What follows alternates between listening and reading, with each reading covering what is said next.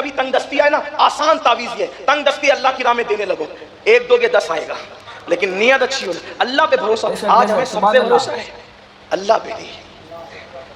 تعویذ والا بابا کہہ دے یہ تیرا کام ہو جائے گا، آنکھ بند کر کے بھروسہ ہے. اللہ کا گڑ گڑا میں کروں گا، ہے کوئی گڑ گڑا میرا؟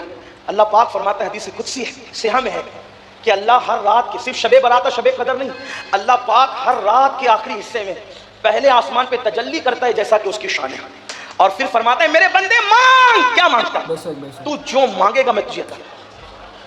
سیاسی لیڈر کہہ دے گڑے یہ بنا کے دیں گے وہ بنا کے دیں گے تو ان پہ بھروسہ کرتے ہو، اور اللہ روز فرما رہا ہے مانگ میں تجھے عطا کروں گا، اور اس کو چھوڑ کے ادھر ادھر بھٹک رہا ہے بندہ. کتنا گندا ہے بندہ. سب پہ بھروسہ، رب پہ بھروسہ نہیں، اللہ پہ توکل نہیں. ارے رات کے آخری حصے میں گڑ گڑا کے دیکھو. حضرت سیدنا مخدوم اشرف ہمارے مخدوم فرماتے ہیں مجھے رات کے آخری حصے میں جا کر جو نعمتیں ملی ہیں کسی نفل عبادت کی وجہ سے وہ نعمت نہیں ملی ہے.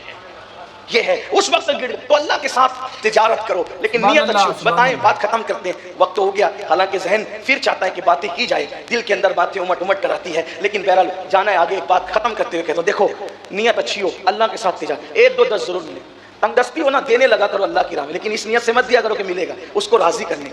ہاں اس کو راضی کرنے کے لیے. پھر دیکھو ایک بار رابعہ بصری روزے سے تھی، بڑی عظیم خاتون ہے رابعہ بصری، 4تھی بیٹی بن کے پیدا ہوئی تھی، اسی لیے اس کو ان کا نام رابعہ رکھا.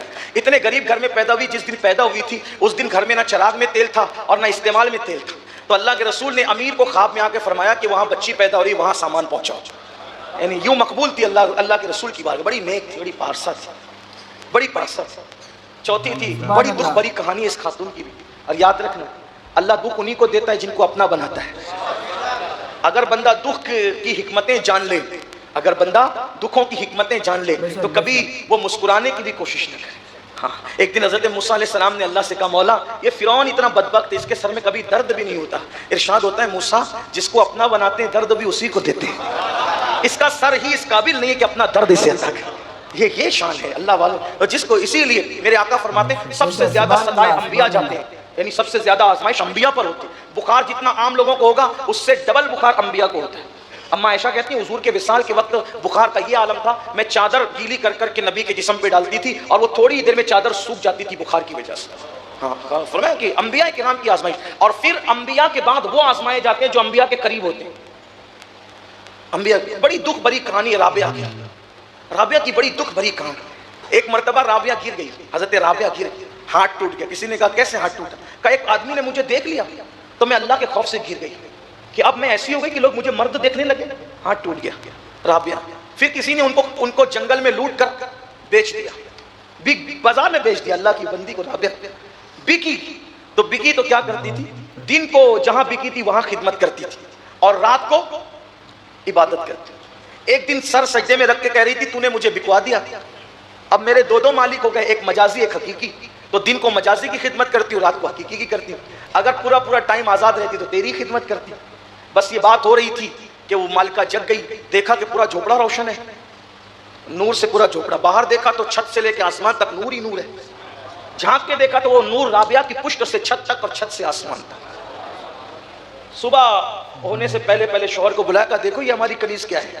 تو جب بتایا تو صبح دونوں نے کہا کہ مالکہ آپ مالکہ ہے، غلام کنیز تو ہم لوگ ہیں، اگر آپ رہنا چاہیں تو رہیں، جانا چاہیں تو آزاد ہیں. رابعہ پھر چلی گئی اور گئی تو پھر گم ہوئی اور ایسی باتیں کرتی تھی. عورتیں اگر سن رہی ہو، مرد ہی بہت بڑے کلندر نہیں ہوئے. اگر عورت کوشش کرے تو عورت بھی وہاں پہنچتی ہے جہاں مرد بھی پیچھے رہتے ہیں، کہیں مرد بھی پیچھے رہ جاتے ہیں. ایک مرتبہ امام حسن بصری خطاب فرما رہے تھے، ایک رابعہ خطاب فرما رہے، خطاب کرتے کرتے بڑے جذبات میں لوگوں سے کہہ رہے تھے لوگوں اللہ کے دروازے پہ دستک دیتے رہو، کبھی نہ کبھی کھل جائے گا.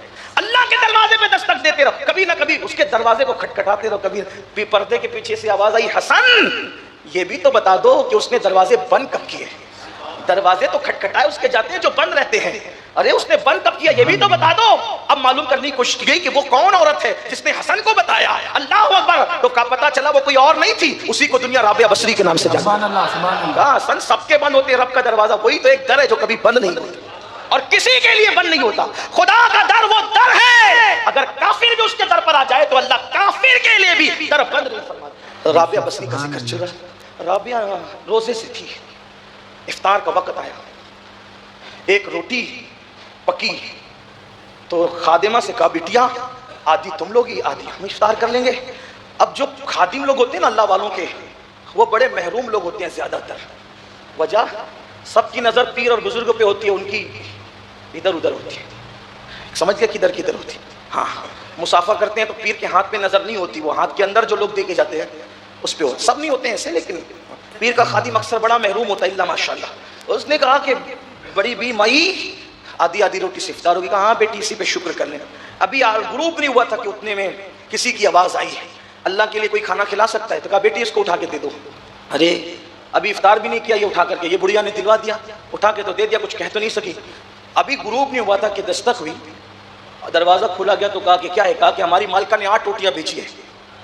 اس نے کہا مائی وہ 8 روٹی کوئی عورت نے بھیجی لے لوں؟ کہا نہیں اس کو بولا ہمارے یہاں کے لیے کہیں اور کے لے جاؤ، ادھر ہمارے یہاں نہیں. ابھی اور غصے میں ابھی غروب ہونے والا ہے، ارے ایک کاٹ ملا تو لیتی نہیں بڑھیا. لیکن پھر ابھی وقت ابھی بھی نہیں گزرا تھا، افطار کا وقت نہیں آیا تھا. ایک کسی نے کہا 10 روٹیاں لائے ہیں آپ کے لیے. ہاں کہا یہ ہمارے لیے لاؤ. لے لیا. تو کہا مائی 8 کی واپس کیا 10 رکھ لیا؟ فرمایا اللہ کا وعدہ کبھی غلط نہیں ہوتا. ان اللہ لا یخلف المیعاد، ان اللہ لا یخلف المیعاد، اس کا وعدہ کبھی خلاف نہیں ہوتا. کہا اس نے کہا 1 دو گے تو کم سے کم 10 دوں گا. یہ کم سے کم ہے 10 سے کم نہیں دے گا وہ. تو 8 آئی تو میں نے سوچا اس کا وعدہ جھوٹا کیسے ہو سکتا ہے، اس لیے 8 اپنے لیے کسی اور کے لیے تھا. اپنے لیے تو 1 کا 10 ہی ہوگا نا کم سے. جو دو گے 1 روٹی دی 10 ملی، 1 پیسہ دو 10، یہ کم سے کم ہے، زیادہ سے زیادہ. اور تجارت کرو اللہ کے ساتھ. اور آخری بات اولاد دیکھو، امام حسین نے اولاد دی کہ نہیں دی؟ ایک بھی نہیں بچایا، ایک بیمار بچا بس صرف. اگر میں تو سوچتا ہوں اگر زین العابدین پاک بیمار نہیں ہوتے تو شاید وہ بھی دے دیے جاتے. اللہ نے ان کو بیمار کرنے میں حکمت یہ رکھی تھی کہ بیماری کے بہانے یہ بچیں گے. صحیح ہے، بیماری کے بہانے بچا لوں گا. جتنے تندرست تھے سب اللہ کی راہ میں، جو بیمار تھا وہ اپنے لیے رکھ. دیکھو یہ ہے دینے کا انداز. ہم شبیہ پیغمبر دیا، علی اصغر دیا، اور جو بیمار تھا وہ اپنے لیے رکھا. تو اللہ نے بھی کیا فرمایا؟ تو نے اچھے اچھے میرے لیے دیا، ایک بیمار کو اپنے لیے رکھا. اتنا دوں گا تجھے،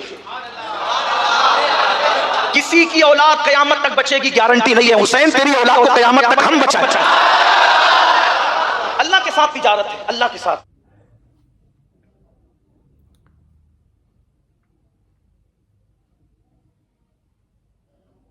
سبحان اللہ.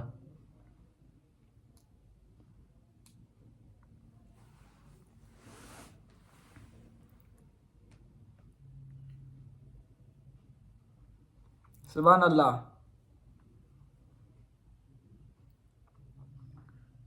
سبحان اللہ. سبحان اللہ. سبحان اللہ.